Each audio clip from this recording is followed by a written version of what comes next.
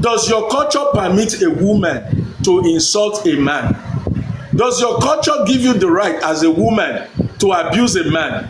Does your culture give you the right to lie on a man? Oh, okay, sorry.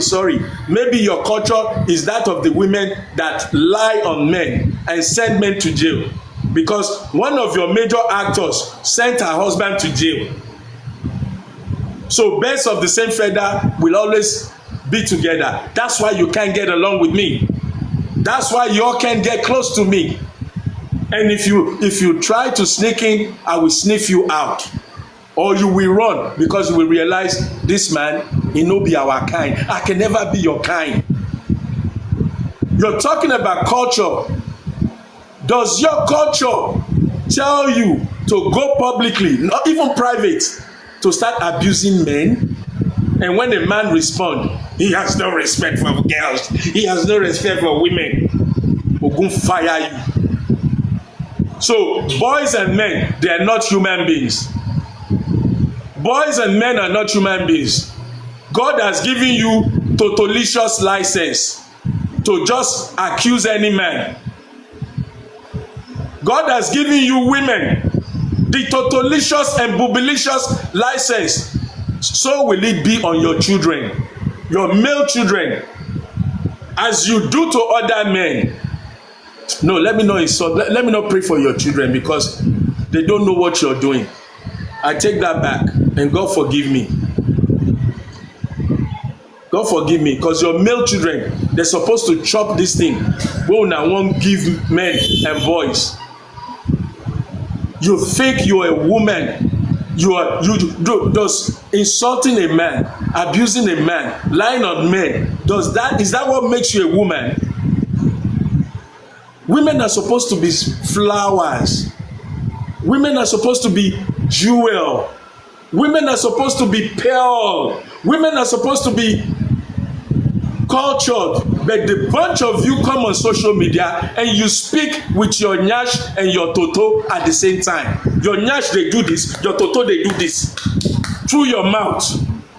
Because you're a woman, go and get a husband. Go and get a life. Go back to school, like those Victorian schools where they train women how to cross their legs. Go back to those schools where they train women to say, "Good afternoon, sir. How can I help you? Good afternoon, ma. How can I help you?" You guys have gone to this beach classroom and you all come to the social media to exhibit it. And devil punish all the men that are clapping for you. All the men, all these beta boys that think they are men, that says don't talk to a woman, now spoil these women. Because you will go to church and say that you are a Christian. Go and read your Bible. The head of a man is God. The head of a man is God or Christ, and the head of a woman is the man. And if you like, not be me talk am, na Bible talk am. Na Bible talk am. But you guys think you are now Kumolu.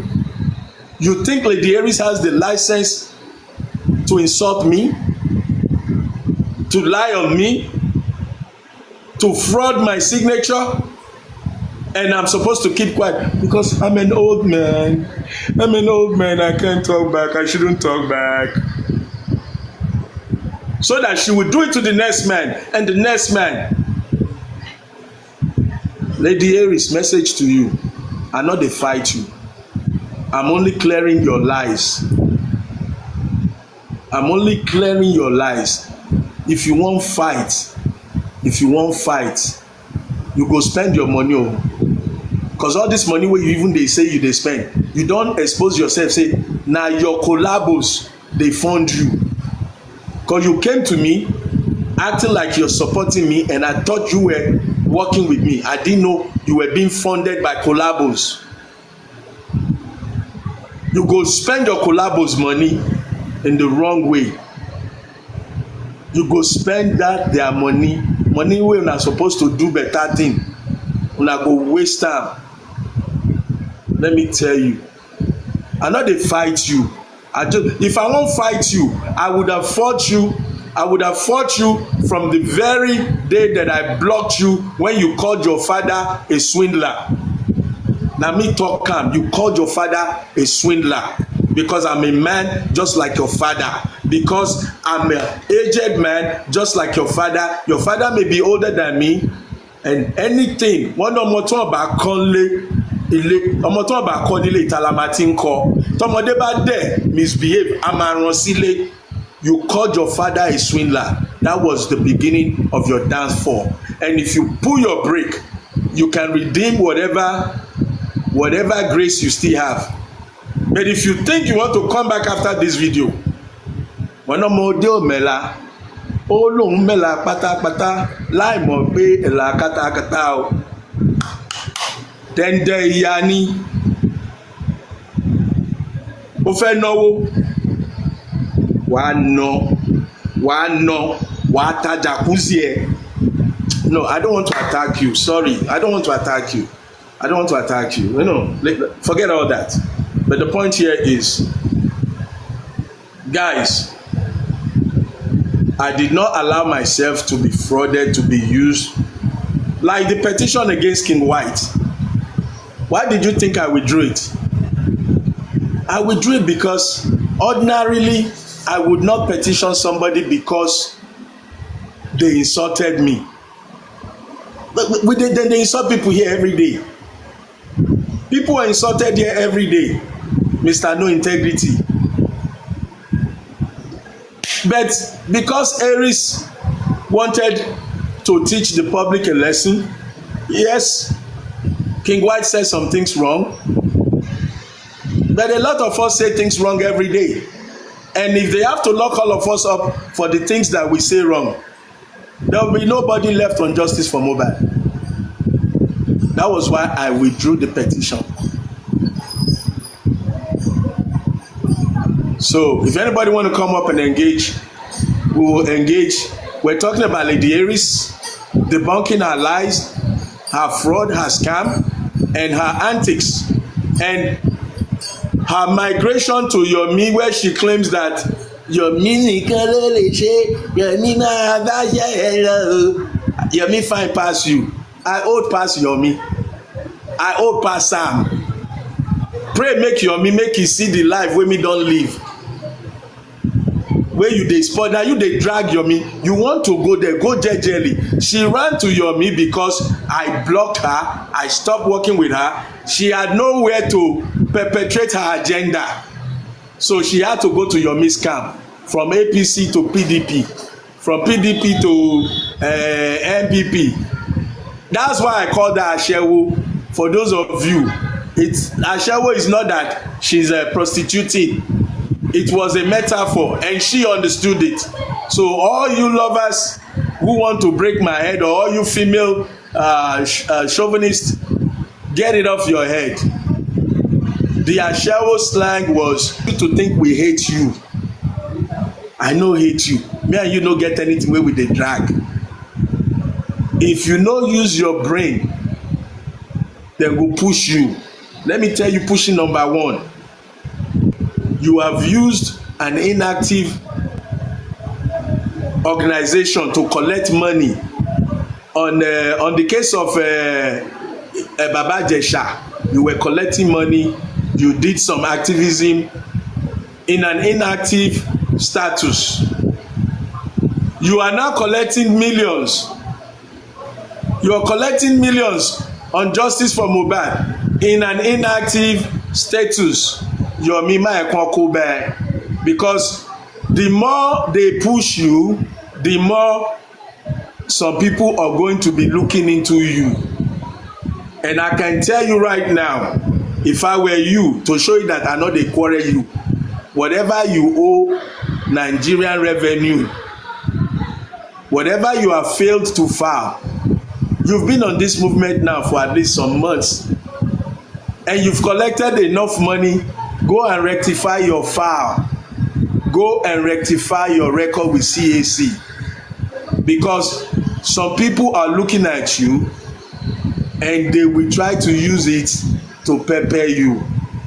One brother to the other will still meet in court on your petition after I'm invited. That's to show you my mind is pure, my hands are clean. I have spoken to CAC, I know your status, and I know other people know your status, and as a matter of fact, I may play the audio recording here today. I may, based on the way this program goes today, I may play the recording, the findings from CAC, registered, not registered, active, not active, consequences, which I know most of it will be decided by the law. But do you want to be dragged, Yomi? Do you want to be dragged? It's okay. I've just given you my fatherly, brotherly, friendly advice. I'll still see you in court if your petition continues. But I'm giving you advice. Don't let these motherfuckers push you, man. You came for justice. You didn't come for competition. You came for justice. If you are justice, a true fighter, how would you be mad that people are asking questions of your action?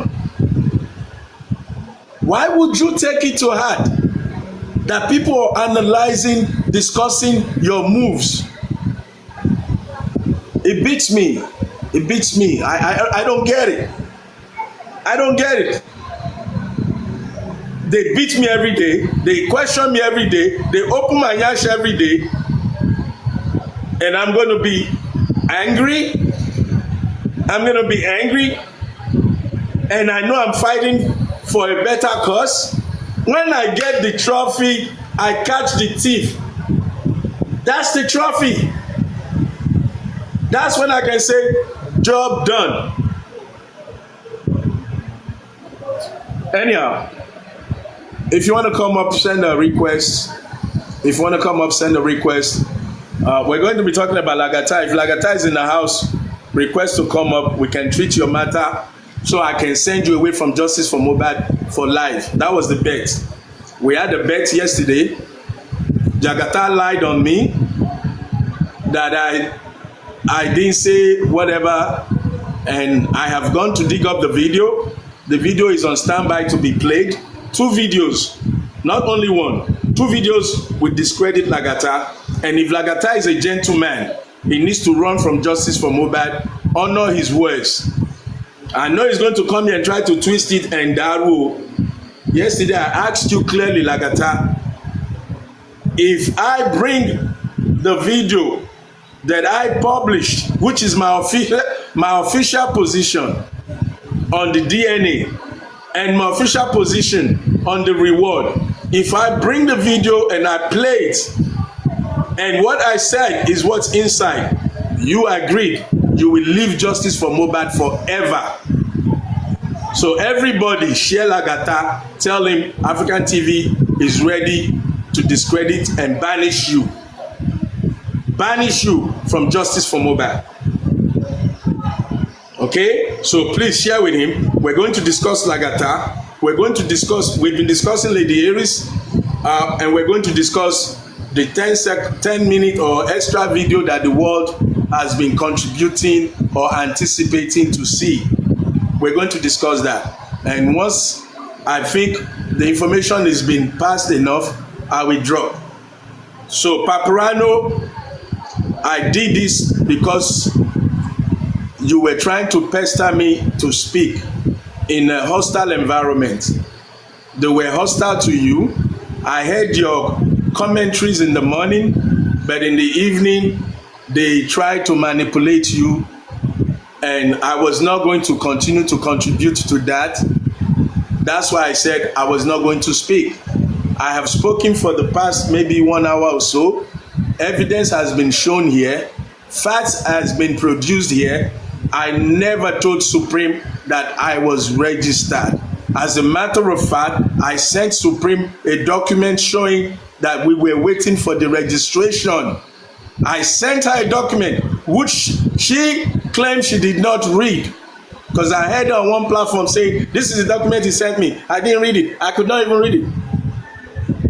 If somebody sent you a document and you couldn't read it, is it not proper that you ask the person, please send me a clear copy?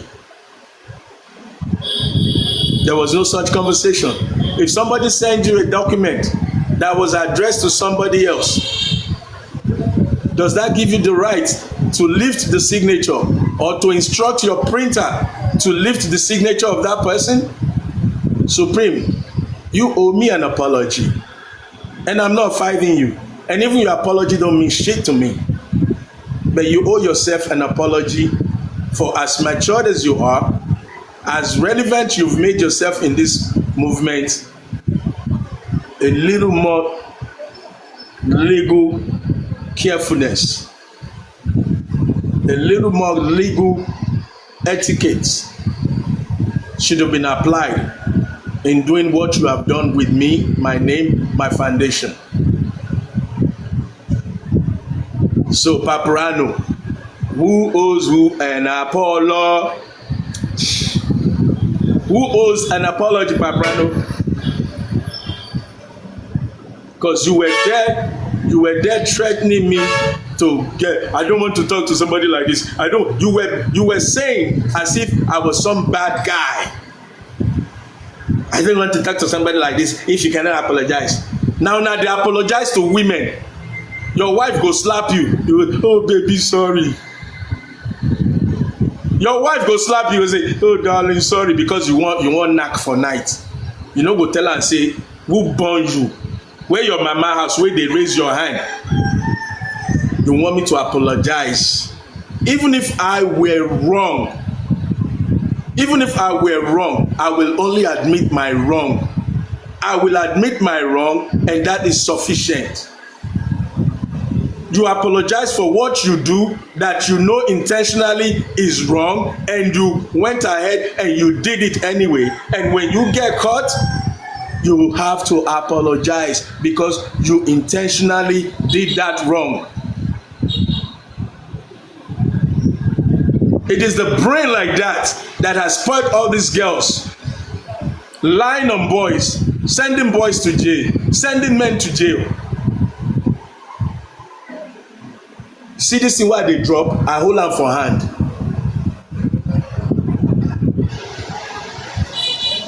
You have women sending all you boys to jail, lying on you, and you can't stand your ground and train your wives and train your daughters to be respectable members of the society.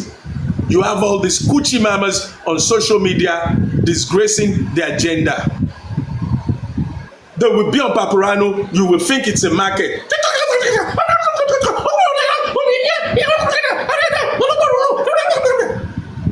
Is that where you want to find your wife, Paparano? Is that where you want to find your wife? Is your wife on live doing?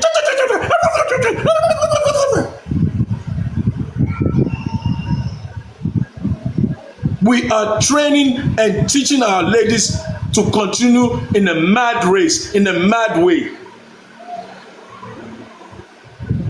A woman will come up there and lie on me, and you want me to apologize. A woman forged my signature, you want me to apologize. A woman made me spend 1.7 million to a kere. She never said sorry.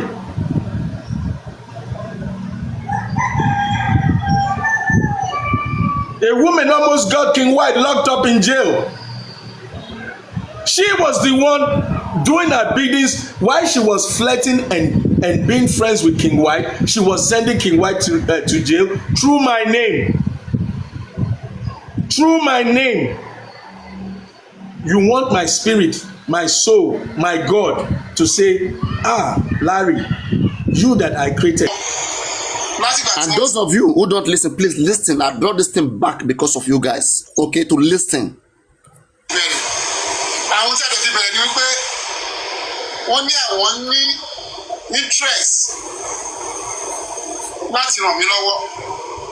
Mostly pé irú ikú tí ọmọ yẹn kú pé àwọn máa bá ní wá justice. So Mohbad father started by saying that Odumosu, when they approached Odumosu, he said because of the kind of death that Mohbad died, that he really want to assist in a pro bono service. inú mi dẹ̀ dùn torí pé bí ọ̀rọ̀ tí wọ́n bá mi sọ pẹ̀lú pé àánú ṣe wọ́n láti pé wọ́n fẹ́ ràn mí lọ́wọ́ wọ́n ní wọ́n máa fún anytime tó bá lọ sí court àjọsọ̀rọ̀ ọmọ máa gba 150,000 naira.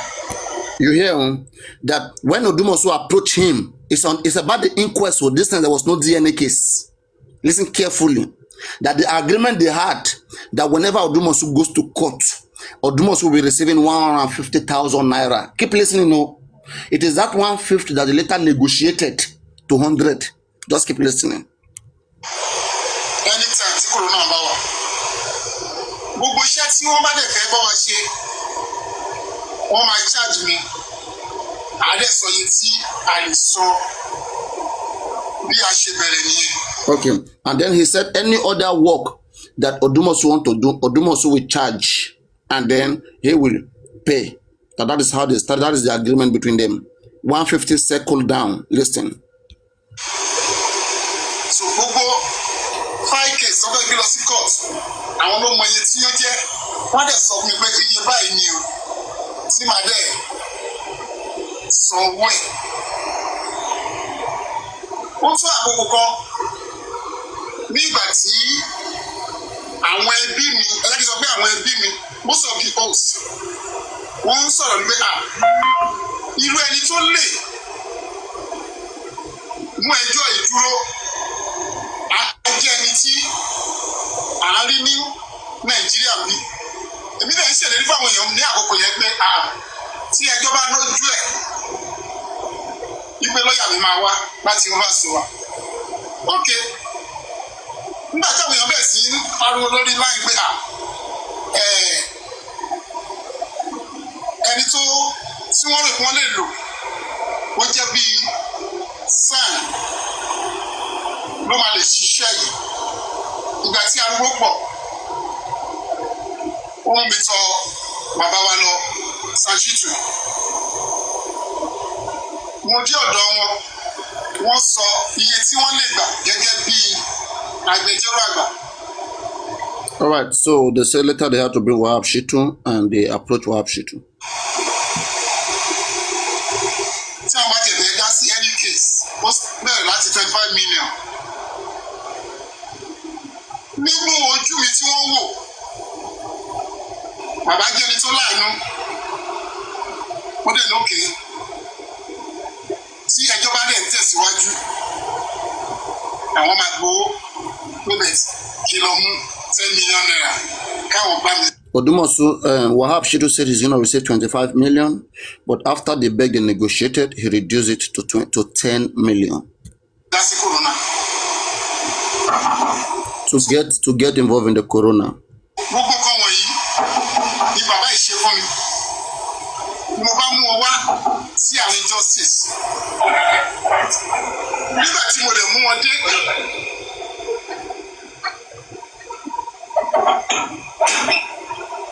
Àwọn ìwé wà pé àbí wọn ò ní lè bá lọ́yà tí mò ń lò tẹ́lẹ̀ ṣiṣẹ́ pọ̀. So then when Wahab Shitu came, there was a lot of doubt whether Wahab Shitu will not be able to work with Odumosu together. Bàbá jẹ́ ẹni tó ní understanding. Bàbá jẹ́ kí n mọ̀ wípé. Prince, can you please come up, please? Come up. Okay. There's any way I've translated. You think it's not? Please come up. That's why we need people here so that we can lead people accordingly. Don't expect me to be like you to do what you think.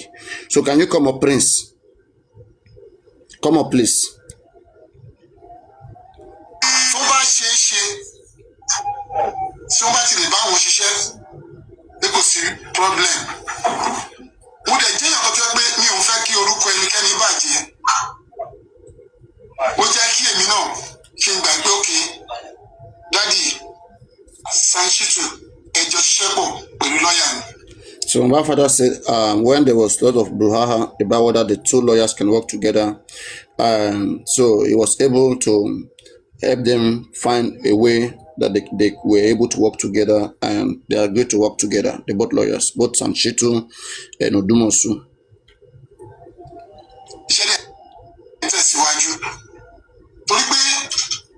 àwọn ni mo kọ́ mọ̀ kí tó mọ Sam Chitu lè gbogbo nǹkan tí wọ́n ti fà ẹ̀ ọwọ́ wọn náà ni most of those things wà. Even nígbà tá a fẹ́ fight fún private autopsy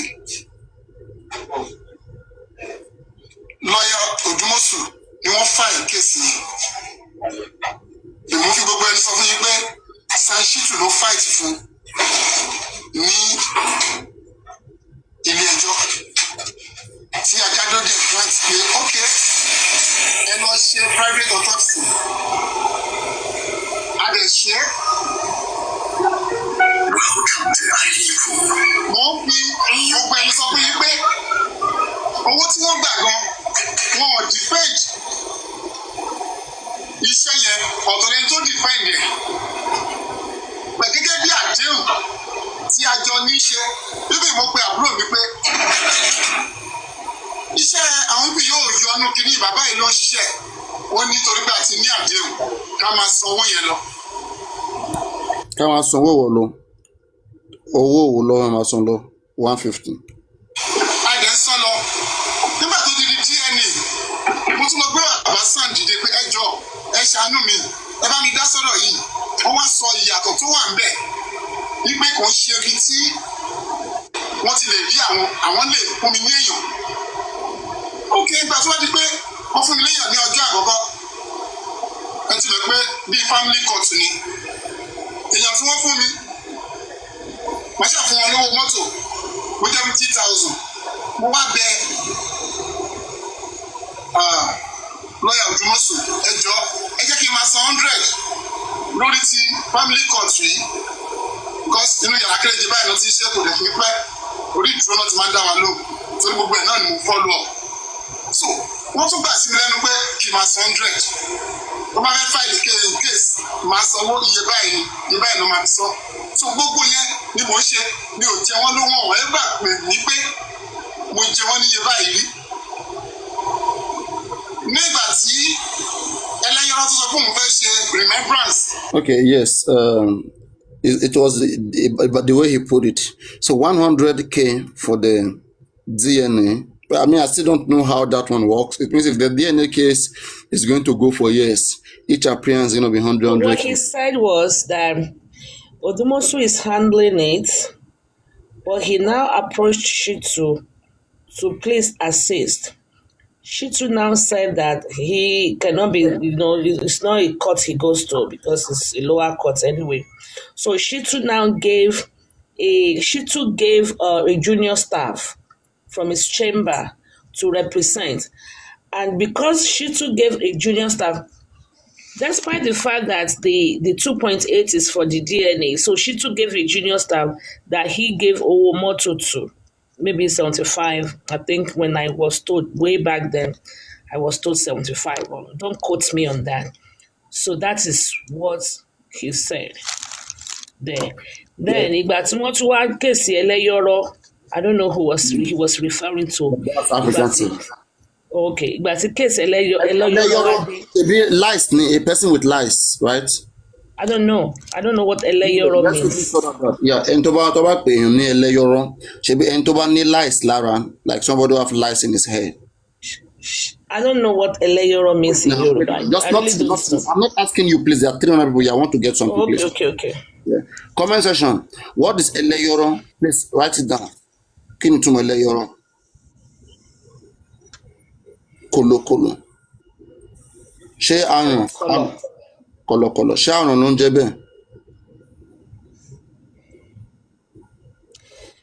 I think so. A crafty person is ẹlẹ́yọ̀rọ̀. Okay. Just wait first. Wait. Don't conclude yet. Kí ni túmọ̀ ẹlẹ́yọ̀rọ̀? Oh yeah, I type now. Just wait now. People will type. Let's have many options. It's a proverb. How can ẹlẹ́yọ̀rọ̀ be proverb? Fox. Okay, like maybe let's say just like a scammer. Yeah, I think so. I think that's what that means. Somebody who device, ẹlẹ́yọ̀rọ̀ torí ìgbà mi wọ́n máa ń sọ wípé there's a proverb that say pé ẹ jẹ́ ká lé ẹlẹ́yọ̀rọ̀ lọ́nà ká wá fàbọ̀ sórí adìyẹ. So I think ẹlẹ́yọ̀rọ̀ is going to be like an intruder or an outsider. But A I think parasite, it's like a parasite. contextual. A parasite. Parasite. Scammer. In Kontowa parasite. Okay, let's continue. So according to him, he called African TV a parasite. èèyàn tí wọ́n fún mi wọ́n ṣe fún wọn lówó mọ́tò wọ́n jẹ́ 50,000 mo wá bẹ lọ́ọ̀yà Òdùmọ̀ṣù ẹ jọ̀ọ́ ẹ jẹ́ kí n máa san 100 lórí ti family court yìí. Okay, pause it right there. So I think, you see, what happened is there is a professional fee and there is an appearance fee.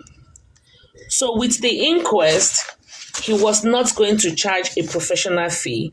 He was only charging an appearance fee of 150K.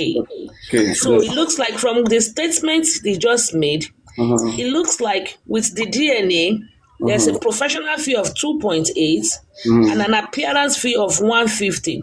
So he now said that, hey, Joe, this is a small court, and he has actually also employed the service of someone from San Shitu's office. So please, let me be paying 100 for the small court. So for the small court, he was paying professional fee of 2.8 and appearance fee of 100 per appearances. yes. That's what happened. Imagine, just wait, just 1 minute. Just imagine the amount of money that we pay. Very dark man said that even if we have 5, 10, 20 lawyers, okay, it's still not enough. They were managing everything, getting the bulk, the whole of the money, okay? They were getting the whole of the money and then economizing with the lawyers. Instead of them to get more lawyers, to give them money to address this case the way it should, they were more of what they want. They wanted to use the man. That's what I think that the man was. The man was seeing the man really went through so many abuses. Lawyers are not even supposed to go through all of this, all those things that, that we saw going on. For that cheap amount, for that cheap price. Okay? So, Mohbad father must be called out for Access Bank statement of account. You see, I agree with you because let me say something. You see, each time the petition we wrote to Kwanti and Zone 2 for my team that was fronted by AFTV, each time a lawyer goes, is 200 we pay. 200 each time. Yes. So, that is just one. So they were doing some kind of management that I don't know why they were doing it. They were focused on sharing formula. I don't know whether they are 20, 30, 30, 40, 70, 30. I don't know their sharing formula. But believe me, they have a sharing formula. That is why right now, Mohbad said they will only give statement of account to 1 or 2 hosts. And that will be their hosts, people who are supporting them, to see. I wonder whether only these people contributed for that money. This is so much. How can people be stealing 153 million in some other place and we to even have a place whereby, we don't even know whether this is more than 153 million or it's less than 153 million. How did you know 153 million? Oganusin. Let's continue. I know you got a laughter. I've been frowning and boiling here, but this one got me really laughing real good. You are Oya. Let's continue, Oya. Oya. Ṣàngó Lucas Okoya. Mo ní ogbera ńlẹ̀ kó dìde. Tó bá sí lẹ́nu pé kì í máa san 100. Wọ́n bá fẹ́ fáìlì kéde in case máa sanwó iye báyìí ló máa fi san.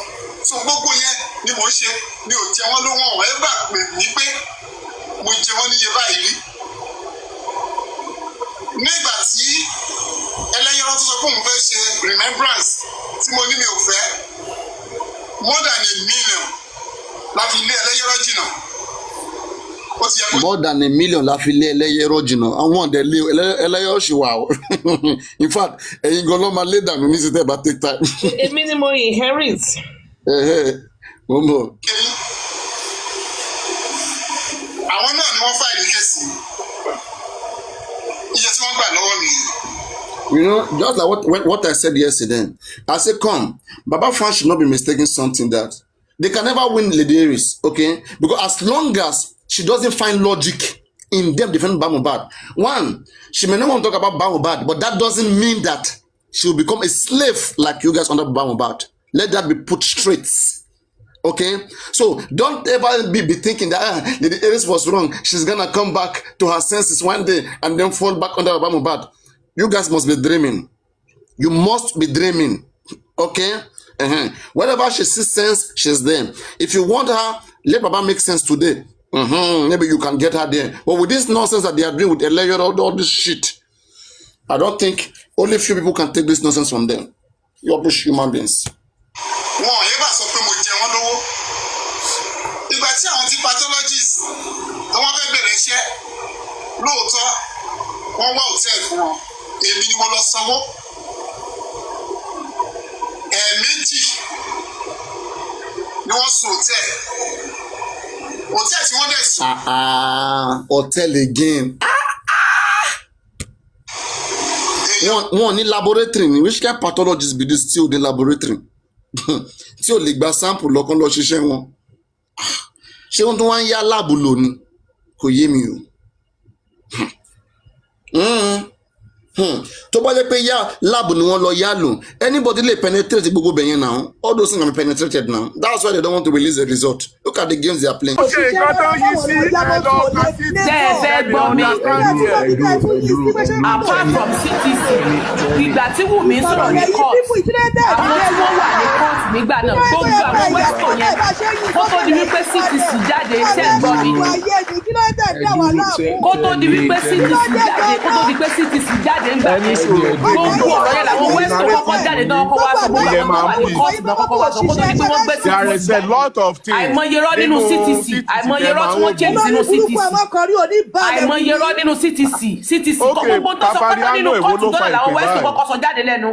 Ìgbà tí CTC ń dé gbogbo ẹ lọ gbé CTC ọ̀nà jáde. Ṣé màmá iná dẹ́ lọmọ sílé báyìí? Màmá èèyàn kan dẹ̀ lélẹ̀ tó ń ṣe pé yìí. Ó fi ọgọ́ dẹ̀ níbẹ̀rù àwọn ọmọ ẹ̀ á dẹ̀ rí ẹ lórí tó ń bọ̀ ọtúnbà àwọn ọgbà kí ló tó ń jẹjẹ ó ń parọ́ ó lè jẹjẹ lẹ́yìn everybody ló mọ̀ pé sọ pé mọ́tò Mohbad ò ṣe kò fẹ́ yẹ yín ni àbọ̀lọ́rí burúkú ni yín ẹ̀dẹ̀ tún jẹjẹ ẹ tẹ̀ wá mọ́tò tẹ̀ wá bí mi nínú ni ó wá ní ẹṣẹ́ tí mọ́tò bá ṣiṣẹ́ ṣé kò lè rìn rárá ni kò ní yẹ yín. ẹ̀jẹ̀ yẹn lẹ̀ bá jẹ́ kọ̀tún bá explain now ẹ̀jẹ̀ yẹn àtọwọ́ yẹn ẹ fi mọ́tò lẹ̀ fún. olórí wẹ̀dẹ̀ tún yí wẹ̀dẹ̀ ń tọ́nu ṣé àlè dá gbogbo wa lórí irú ni. ẹ gbé wá sókè kó explain ẹ̀jẹ̀ yẹn àti owó ẹ jẹ́ kó explain madam kò ń ṣèjà ẹ calm down fún ẹ calm down ẹ fi ọ̀rọ̀ mọ́tò lẹ̀ ṣebí ó wà ní CTC kó explain ẹ̀jẹ̀ yẹn àti mark tó wà lọ́wọ́ ẹ̀ yẹn ṣebí CTC náà àti investigation wọ́n ní wọn ò rí àpá lára Mohbad àpá là ń wò lórí fídíò tí wọ́n ṣò yẹn ẹ̀jẹ̀ là ń wò lórí fídíò tí wọ́n ṣò yẹn kó wá explain ẹ̀ náà ẹjọ́ nítorí Ọlọ́run gbogbo nǹkan kọ́ níjà ọ̀rọ̀ agbárí lélẹ́yìí fídíò dẹ̀ wà then real life kó wá explain ẹ fi mọ́tò lẹ̀ fún ọ tó bá please come up I don't know if you drop yourself. Gòkè ẹ jẹ́ kó wá explain ẹ̀jẹ̀ yẹn àti máàkì yẹn jọ.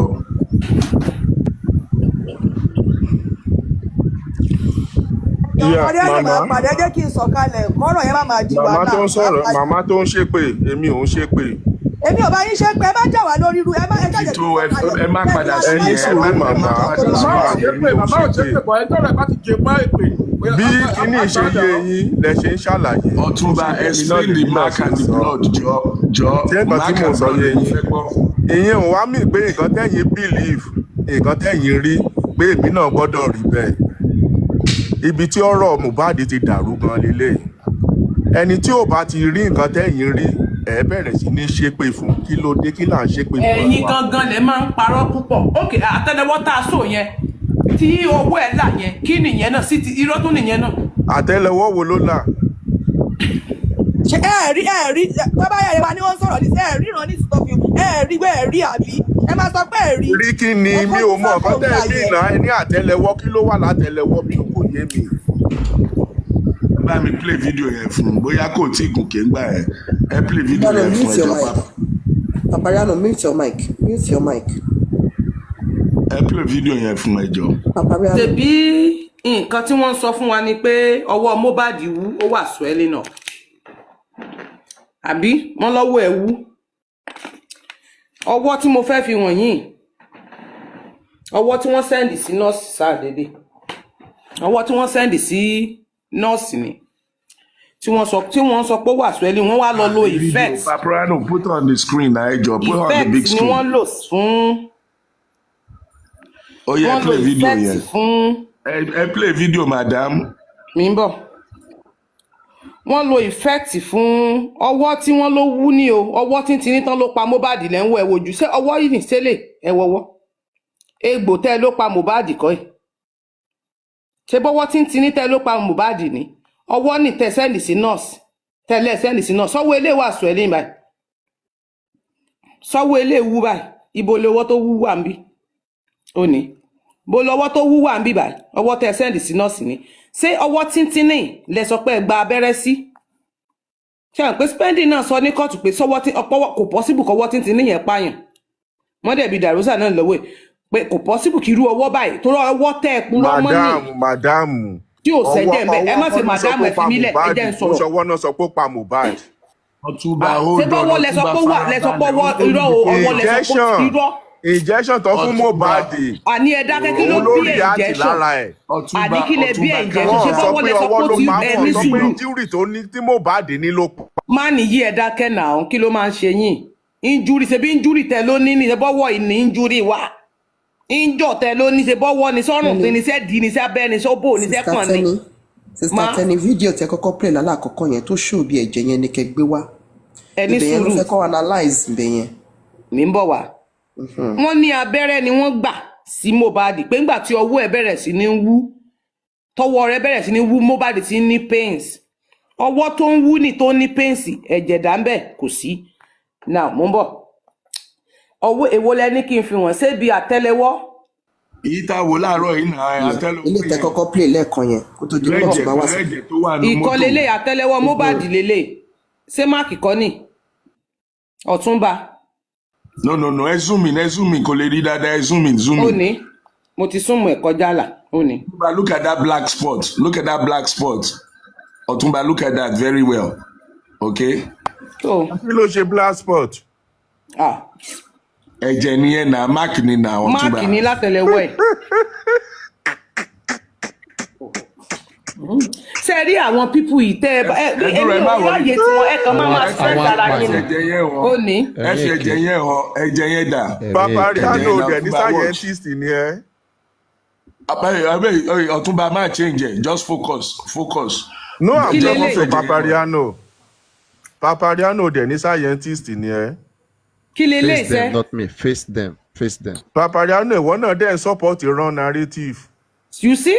Àní èmi ń tẹ́mi kọ́ mọ̀ ni pé ẹ̀yin pípù yìí bẹ́yàn èmi ò kí stress ara mi lé yín lórí honestly mi ń dára mi láàmú lé yín lórí. African pé ẹ ti mọ tẹ́ ẹ mọ̀. African TV. Miss Tenny. African TV. Miss Tenny, please, let me ask you a question, please. African TV. I mean, hold on, Otumba. African TV. Otumba, how are you? Ẹ jẹ́ kí n béèrè question lọ́wọ́ African TV. No, Otumba, I want to ask you a question. Otumba, how are you, sir? Drop mi, mo mọ̀ pé ẹni pẹ́ drop mi. Otumba, how are you, sir? I want to ask you a question. Otumba. Ẹ jọ̀ọ́ ẹni sùúrù, ẹ jẹ́ kí n béèrè question lọ́wọ́ African TV. African TV from beginning ẹ máa wo from beginning lẹ́tí ìfọ́ọ̀fù nínú kéésì. ní sùúrù ẹ máa wo. Ọ̀túnba focus wàá bẹ̀rẹ̀ question rẹ̀ tó bá ti analyze ìgbà tẹ́jẹ̀ yẹn wá fẹ́ sáré show ìgbà tẹ́jẹ̀ yẹn fẹ́ show wọ́n wá sáré gbé kúrò ẹ máa wo bí ìhà rẹ̀ ní sáìdì bíbá ẹ máa wo. Ó ní ẹ máa wo bí sẹ́ẹ̀tì látẹlẹwọ́ yẹn báwọn ẹ máa wo bí ẹgbẹ́ sẹ́ẹ̀tì rí ẹ̀rí pé sáré gbé kúrò bẹ́ẹ̀ yẹn. Ẹ̀jẹ̀ nìyẹn. Ẹ jẹ́ kí n béèrè question lọ́wọ́ Africa. Ṣé ní gbogbo nǹkan tẹ́ ẹ̀ ń sọ yìí tẹ́ ẹ̀ ń show yìí ó yẹ kí African TV lè mọ̀ ń pa ẹ̀. Ẹ jẹ́ kí n béèrè question mi lọ́wọ́ African TV ẹ jọ̀ọ́. Oya African TV lè máa fi ń dájà lẹ̀. Okay, African TV from beginning mo believe pé ìfọ́fù nínú kéèsì. From beginning. Báwo mo ṣe involve mo mọ̀ ń pa kéèsì mi ò involve. Ẹ̀yin àti bàbá Mohbad ẹ jọ close ẹ jọ sọ̀rọ̀ Àyìnkẹ́ tó wá láti Belgium ó ní ni mo ti jẹ́ kó gan pẹ̀lú pa nǹkan tí bàbá Mohbad lòun rí ẹ̀jẹ̀ yẹn lẹ́ńwò yìí wọ́n sáré wá gbé kúrò ó ní wọ́n béèrè question kan ní wọ́n dáadáa Ọ̀túnba wọ́n béèrè àwọn question kan ní ló ń sàn bọ̀ látẹ̀gbẹ́ ẹ má ní sùúrù kò sí tán lè sọ fún yín tó lè ní o stress lórí yín tí torí ẹ máa ń fúnyàn ní ẹ̀yin tíìmù yẹn máa ń fúnyàn ní tọ́ táìmù èmi mọ̀ yín ò ní. nǹkan téèyàn fojú rí ó yàtọ̀ sí nǹkan tẹ́ ń ṣóun bíbà ẹ́ ẹ jẹ́ ká béèrè lọ́wọ́ African TV àwọn questions tó béèrè lọ́wọ́ bàbá Mohbad kó tó máa support bàbá Mohbad.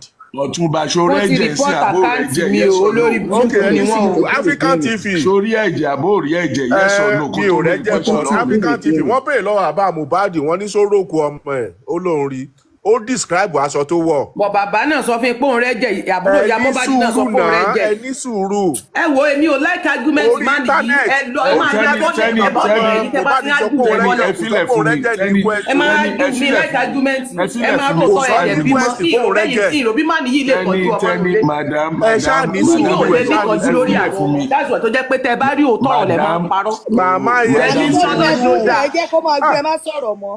Ọlọ́run jẹ́ kí bẹ́ẹ̀ yìí ó dà Ọlọ́run jẹ́ kí bẹ́ẹ̀ yìí ó dà irú yín lẹ̀ máa ń padà fẹ́ gbàlẹ̀ láti. African TV ní ọ̀rọ̀ tó wà lẹ́rìn. kí ni àwọn questions tẹ́ ẹ béèrè lọ́wọ́ àbá Mohbad nípa ikú ọmọ ẹ̀ nípa ìkọ́ tó rí because ní quest wọ́n béèrè lọ́wọ́ àbá Mohbad wọ́n ní ṣórókù ọmọ ẹ̀ ó lóun rí ó describe aṣọ tó wọ̀ wọ́n ní ṣórí bó ti rí injury the only injury tí bàbá Mohbad describe. bàbá ò sọ̀rọ̀ nípa injury yẹn lọ sí. tẹ́ bá ní bàbá Mohbad ò sọ̀rọ̀ nípa inquest ó yẹ kán drop pé kò sọ̀rọ̀ nípa injury tí Mohbad ní ó yẹ kán drop yín lórí platform yìí. kí ni question ẹ ọmọ kí ni question ẹ sọ̀rọ̀. no African TV ẹ hold on Papariano madam tó ń sọ̀rọ̀ yìí tó bá ní bàbá Mohbad kò sọ̀rọ̀ nípa injury tí Mohbad ní inquest ó yẹ kẹ́ drop ẹ. wọ́n ti dírẹ́sì fún injury tọwọ́ náà ó lọ́wọ́ náà sọ pé ó ṣẹlẹ̀ sí pé wọ́n sọ pé ń jẹ́ pé ó ṣe léṣe láti bàbá Mohbad lóhùn ni wọ́n ní mo ló ti ní injury ó tún describe ó tún fọwọ́ kan side ibi tí Mohbad ti ní injury. ẹ ṣe bí nǹkan tí wọ́n sọ fún ni kò rọ́mọ náà ẹni tó sọ pé tiẹ̀ ń bá mú tí wọ́n sọ kalẹ̀ fún ó náà tiẹ̀ ń bá mú Mohbad wọ́n ti wọ́n sọ fún. Papariano jọ mo fọlọ́run bẹ́ẹ̀ drop madam. ó náà ti wọ́ sọ fún wọ́n tiẹ̀ ń bá mú ẹ̀ wọ́n ti wọ́ sọ fún wọ́n ti fojú ti dín mú. ẹni tó make analysis madam yìí kò fọ́lọ̀ nǹkan tó wà ní quest àwọn tó ń fún àwọn èèyàn ní wrong narrative lélẹ̀. ó náà ti wrong narrative kọ́ ẹ̀yin gangan lẹ́ ń kúrò ẹ̀yin gangan ló ní rọ́ọ̀kẹ́ lọ sùn. madam yìí tún change nǹkan tí bàbá Mohbad sọ. mo ti bàbá sọ wípé wọ́n ti wọ́ sọ fún wọ́n ti ẹ̀ bá mú ọmọ òun tó Ọ̀túnba ìwọ ló ń yí ọ̀rọ̀ up and down.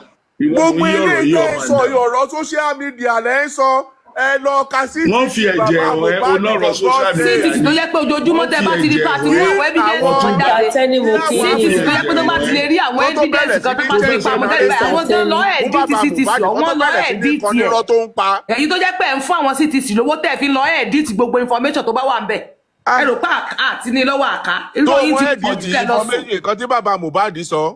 àwa ti mọ̀ wípé sẹ́rímànì yẹ ẹ̀ lè tọ́jú ọmọ èmi mọ̀ irú yín lẹ̀ máa ń fọmọ kalẹ̀ ẹ̀ lè ní bùkátà lórí ọmọ. láti sọ pé tẹ ọ̀rọ̀ tó wà lẹ́rìn tẹ evidence tó wà ní gímọ̀ yín tẹ tó ń parọ́. madam tẹni ṣẹlẹ̀ ìgbàlá ìtú madam tẹni ọjọ́ ṣe ní nǹkan tó yà mí lẹ́nu pé ẹ wọ ẹ jẹ́ kẹ́lómi sọ̀rọ̀ máa nìyí Ọ̀túnba ẹ jẹ́ kẹ́lómi sọ̀rọ̀ ẹ dákẹ́ ẹ jẹ́ kẹ́lómi sọ̀rọ̀ ọ̀rọ̀ yìí ò make sense ẹ jẹ́ káwọn tó wà lókè sọ̀rọ̀ ẹ jẹ́ kẹ́lómi sọ̀rọ̀. yes Papariano I'm very disappointed. Papariano máa sọ pé the scientist platform. scientist platform ṣùgbọ́n ní kẹ́ máa wá bíbẹ̀ kẹ́ máa manipulate ó yẹ bọ́lẹ̀ ó yá mo fẹ́ kọ́ ó yá ilẹ̀ gbà ẹ má da orí ẹyin tẹ́ bá ti ń dorí mi ru ẹ mọ mórí fọ́ mi mi ilé ájú mo fẹ́ sùn. kò sí afọ́jú nù wa ẹ̀jẹ̀ la rí inú picture yẹn sìn ẹ̀jẹ̀ la rí kò sáfọ́jú ẹlòmíì ní nù wa kó gòkè fáwọn ọmọ bẹ́ẹ̀ bá ń pè Papariano bẹ́ẹ̀ bá ń pè tó bẹ́ẹ̀ pèsè lẹ́ sanwó fún tẹ́ fẹ́ máa fi jẹ́ kó máa manipulate wọ́n lé tí mo wà bíbá Papariano ò ní rí owó kan bàbá máa jáde wọlé ní kó moderator. Madam Teni Aunty Teni ẹjọ́ ẹ jẹ́ kí sáré sàn kankan please ṣẹlẹ tó bá ti àmà Ẹ sáré sọ nǹkan má bínú ẹjọ́. Tẹ́ bá ti analyse tán, ẹ give room fáwọn yòókù náà láti sọ̀rọ̀. Don't interject them. Tó bá ti wá ṣe tán, ẹ lè wá béèrè béèrè. Má nìyẹn manipulate. Kẹ́lòmíì sọ̀rọ̀ má nìyẹn kò sáyè mọ́. Yẹ ṣe àwọn akẹ́kọ̀ọ́ tó kẹ́ bá sọ yé tó bá fi hàn láyé ọkùnrin yá ló sọ. Àní tí má nìyẹn ti pọ̀ jù kẹ́lòmíì sọ̀rọ̀ ṣẹ́jẹ́ kẹ́lòmíì sọ̀rọ̀ tí má nìyẹn rọ́ọ̀lù pa. Béèrè tó jẹ́ ká béèrè lọ́wọ́ wọn sìn, ẹ jẹ́ ká béèrè lọ́wọ́ wọn kó tó di pé drop wọn. Láwọn tó jẹ́ pé ìgbéwọ̀n gòkè báyẹn tó pé ìbéèrè là ń béèrè ẹ̀ má dúdú béèrè tá a ti béèrè bí bàtà tó yí a tún fọwọ́ wọn ní rọ́ọ̀nì àbọ̀rọ̀ wọn ní rọ́ọ̀nì. Ẹ jẹ́ ká gbọ́ nǹkan tó ń sọ. Ẹ kàn sọ gbogbo ẹgbẹ́ ti dàrú. Because not talking anything that makes sense, please. Then wait, ó ní pé kò sí, ó ní nǹkan tó gbà tó ń pé ṣẹ́jà nílẹ̀ ẹ̀jẹ̀ nílẹ̀ àbẹ́jẹ̀ kò wọ́n rẹ́rìn àbí nǹkan tó rẹ́rìn sí. Wọ́n ní kì í ṣẹ́jẹ̀ ìgbà iná sọ fún disappoint nínú Papariano gbà tí bẹ́ẹ̀ gbọ́ nǹkan tó nírọ́ ní gbogbo ẹ̀. Báwo lèèyàn ti máa nírọ́ ni mò ń pa? Ní nǹkan tí kò pè náà rí. Wọ́n fi lé nǹkan mẹ́rin náà mo fi wọ́n bíbá tó nírọ́ ni. Everybody cannot agree with you. That's one thing you should know. Everybody cannot agree with you. Some people still disagree. Ẹ kò ṣe dandan náà but kó jẹ́ kẹ́lòmíì sọ̀rọ̀ bọ̀ kéèyàn kan máa sọ̀rọ̀ yóò máa fún yàn ní ẹ̀fọ́ rí. What side are you in? Kí má nìyẹn bá ti sọ̀rọ̀ tán kó ń dákẹ́ kó jẹ́ kẹ́yìn tó kù sọ̀rọ̀ that's it but ó nìkan ló ń sọ̀rọ̀ náà. Mi ní kẹ́ agree pẹ̀lú bí ẹ máa ní pé orí platform mo ti analyse ọ̀rọ̀ mi ní ìdè gbé wá ó lọ́rọ̀ tó débẹ̀ nísìnyí tó fi dàbí pé bóyá mo fi hàn yín mi ò sọ pé mo fẹ́ gbé evidence wá fún yín bíbà ẹ̀ mo wà lọ́dọ̀ mi lọ́ọ̀ mo ti ní nǹkan mi lọ́wọ́ láti 2023 so that's it. Neck, when you're looking into the rigor mortis, the timeline of rigor mortis, the stiffness of the neck, there is a time that the body becomes flexible. I've been approached with some people, some evidence regarding the neck being bent. Till rigor mortis bá ti kicking, is it possible for the neck to be bent? At what time do you think for a tall guy to be fit into a small casket? So mo pe rigor mortis is synonymous to stiffness. Pé ó ti gan bí igi. A dẹ̀ máa ń rí fídíò pé òkú ó ti gan. Àwọn òkú mo tẹ̀ ìwọ̀n òkú kan lórí general video on social media tó yẹ pé wọ́n láti fi okùn tó ń fi so ẹsẹ̀ so ọwọ́ to put it in place for them to move the body. So for those scientists that are here, can you explain how tí rigor mortis bá ti setting, báwo ni wọ́n ṣe lè bend ọrùn Mohbad sínú small casket? That's number one question. African TV evidence tí Tẹ́ni gbé síta yẹn báyìí tẹ́ ṣe gbé evidence yẹn lọ sọ́dọ̀ àwọn ọlọ́pàá kẹ́dẹ̀ máa sọ nǹkan táwọn ọlọ́pàá ti ṣe lọ́wọ́. àti decide lónìí àti decide sórí evidence number one. ẹ máa gbọ́ sí ẹ máa gbọ́ ẹ̀dẹ̀ gbọ́dọ̀ wà transparent pẹ̀lú àwọn evidence yẹn. Tẹ́ bá ti lọ sọ́dọ̀ ọlọ́pàá tán tẹ́ ti lọ present ẹ̀ sí wọn any information tó bá fún yín ẹ wá gbé wá síta. Ó dẹ̀ gbọ́dọ̀ jẹ́ true information. If they can actually type it for you, write it for you, and also sign it, say yes, they truly accept this evidence, then you bring it outside. So God bless you. It will be so useless, it will be so useless, it will be so defaming for you to keep pushing those narrative and telling them that this is an evidence they have been pulling around. No. That's not a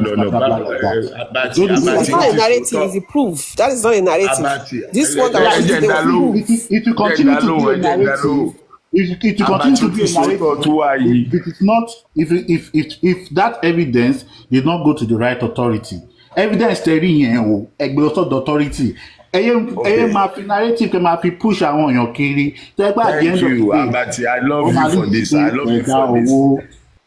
love you for what you're saying. Very good. Nǹkan tá à ń ṣe sórí you see gbogbo wa là ń tí bá mo fẹ́ sọ Yorùbá yẹn we are all learning. Kò sẹ́ni tó lọ school nípa pé ẹnìkan máa kú wọ́n máa ṣe sàkámàjẹ ẹ jẹ́ ká wá díẹ̀. Ibi tá ti dé nsìn almost 2 years ibi tí gbogbo á ti dé nsìn a ti mọ̀ pé without evidence lágbára so tá bá encourage evidence jáde tádẹ ok Yomi gbé tiẹ̀ ó lóun lọ ó ní commissioner ní àbí bóyá police àkásọ pé police wọn náà ò fẹ́ wo evidence pé impersonation náà wọ́n fẹ́ wò sórí pé ó ti ṣe nǹkan tó yẹ kó ṣe ó lóun gbé lọ fún police. But police wa lọ́wọ́ ò ní dáwọ́ lé fídíò yẹn àwa wá gbẹ́sẹ̀ lé pé police ẹ̀ ń láti dáwọ́ lé fídíò yẹn police dẹ̀ ti confam fún mi as of 2 or 3 days ago pé gbẹ́sẹ̀ lé evidence Yomi Fabiyi. Gbẹ́sẹ̀ lé mi pé a follow up pé police láti ṣiṣẹ́ yẹn wọ́n láti dá lóhùn and like I said, I'm happy pé African TV. If you want to put this statement on a valid, valid, and people should know that yes, you are actually doing something. What was the response? Since you are following up the whole case, what was the response from the police? From whoever you went ahead to. Let me tell you again. Let me summarize it, okay? Yomi, Ọlọ́run gbé evidence lé lọ́wọ́. Ó gbé lọ bá àwọn ọlọ́pàá. Àwọn ọlọ́pàá ṣe yamayama according to him o pé òun ò fẹ́ wo evidence. Impersonation yẹn ni kókó fún wọn. Now, you and I know pé impersonation, it means nothing to us. Nǹkan tó pa Mohbad làwa ń wá. Yomi sọ pé àwọn ọlọ́pàá náà wọn ò ní wo àwọn ò wà concerned pẹ̀lú video evidence nǹkan tó pààyàn. Now, àwa as public, a lọ petition Wunmi Àdúrà àti Dàmọ́lá pé ọlọ́pàá o nǹkan tí Yomi gbé kalẹ̀ o ẹ̀ ń láti bójútó. Now, èmi wá sọ fún ẹ̀sìn pé as of 2-3 days ago, ọlọ́pàá ti confirm fẹ́mi pé ọ̀wọ́n máa bójútó o. Pé ọ̀wọ́n ti rí petition wa, ọ̀wọ́n rí pé petition wa bákan but káwa lọ ṣe nǹkan báyìí. Wọ́n dẹ̀ gbé fáìlì wa, wọ́n dẹ̀ combine pẹ̀lú ti Yomi pé yes, wọ́n máa bójútó. Let me tell you pé ọlọ́pàá gan àwa ti fún wọn ní pressure torí èdè tó jáde lẹ́nu wọn wọ́n ní ọ̀gá ṣe bí àtẹ̀ say these people they no dey rest. Èmi débẹ̀ after 5 o'clock tí gbogbo wọn ti close. Ó yà wọ́n lẹ́nu pé mo débẹ̀. Inú mi dẹ̀ dùn pé wọ́n ti ń sọ̀rọ̀ wa kémi tó débẹ̀ tí junior officer sọ fún senior officer pé ọ̀gá ṣe bí I just dey tell you say àwọn people yìí wọn ní fi wálẹ̀ o. Wọ́n dẹ̀ gbé case file jáde, wọ́n dẹ̀ fi fáìlì ibi Yomi, wọ́n fi hàn mí, wọ́n fi titi wa gbogbo ẹnu folder kan náà, wọ́n ní okay ọ̀gá, we are working on Yomi's petition. Okay. So gọ́tẹ́ ń try to sọ fún wa pé Yomi ti kọ petition tẹ́lẹ̀ lórí fídíò yẹn, ó ti lọ fún wọn petition lórí fídíò yẹn tẹ́lẹ̀. Ṣe bí nǹkan tó fa gbogbo African TV Yomi parabulation nìyẹn náà. Tí àwọn èèyàn lọ ń confuse pé àwa ń compete pẹ̀lú Yomi, wọn mọ̀ pé àwa fẹ́ kàn ṣiṣẹ́ Yomi. Nǹkan tó fa gbogbo fakafuku yẹn nìyẹn. Èmi dẹ̀ ń sọ fún ẹ lẹ́nìí pé the 2 senior officers, 1 junior and 1 senior, and they're both senior officers in ranking range. Wọ́n ti sọ̀rọ̀ fáàlì yẹn, wọ́n dẹ̀ ṣí fáàlì, wọ́n fi hàn mí, wọ́n ní ọ̀gá see wetin we see wetin be this one. Okay, why una no do this? Okay, go and do this. Mi ò fẹ́ sọ nǹkan tó ní kí n ṣe, but all in all, good news ni pé they are at Panti, they are ready and willing to treat your petition. Bóyá àwa la force wọn o, bóyá àwa kọ́ o, the point is wọ́n láti wá di 3 seconds video yẹn, and for me mo ti ṣiṣẹ́ mi bẹ́ẹ̀. Now ibi tọ́rọ̀ wà lénìí tí Tẹ́ni gbé jáde evidence Tẹ́ni yẹn Paprano ti suggest pé kó gbé fún prime boy lawyer. Èmi ti suggest pé kí everybody kàn print yẹ ẹni tó bá ráyè láti lọ sí inquest. Nínú inquest wọ́n máa ń gba àwọn èèyàn láyè láti béèrè question. Tí wọ́n bá ti dé ibi ọ̀rọ̀ yẹn, gbogbo yín, gbogbo Nàìjíríà tó máa lọ sínú courthouse yẹn, mò ń bẹ̀ yín, 400 naira náà fi ń ṣe colored copy ní Nàìjíríà. Ẹ lọ print yẹ, mo mọ̀ pé everybody lè afford fund tó bá lè dé inquest. Ẹ̀yin náà lè lọ now. No, listen. I'm supposed to have left Nigeria about a week ago. I'm in Nigeria because listen, jọ̀ọ́ jẹ́ kí n sọ̀rọ̀ má gbọ́rọ̀ lẹ́nu mi. I'm in Nigeria because I'm waiting for tribute to Bamishe, which is in 2 weeks. After that, màá ti kúrò Nigeria. Mi ò mọjọ́ tí wọ́n máa ṣe inquest, so mi ò lè purọ́ fún yín. Tí n bá wà ní Nigeria lọ́jọ́ tí wọ́n bá máa ṣe inquest, with all my might, with all my strength, mo máa wà bẹ́ẹ̀ pẹ̀lú nǹkan tí Tẹ́ni gbé jáde lénìí. Mo dẹ̀ máa bèrè lọ́wọ́ adájọ́. African TV wait. See. Yes. Ṣé a lè ṣe bí eléyìí? Tábà tí mọ́jọ́ tó máa ṣe inquest, tó dẹ̀ sọ pé inquest date lélẹ̀, wherever you are, can they give you flight money? You fly to Nigeria, you present that evidence. I know they depend on public money. Let me tell you, I know the one I go rope for accountability to Nigeria. I don't want your money. I don't want you to donate for me. If I need donation or what.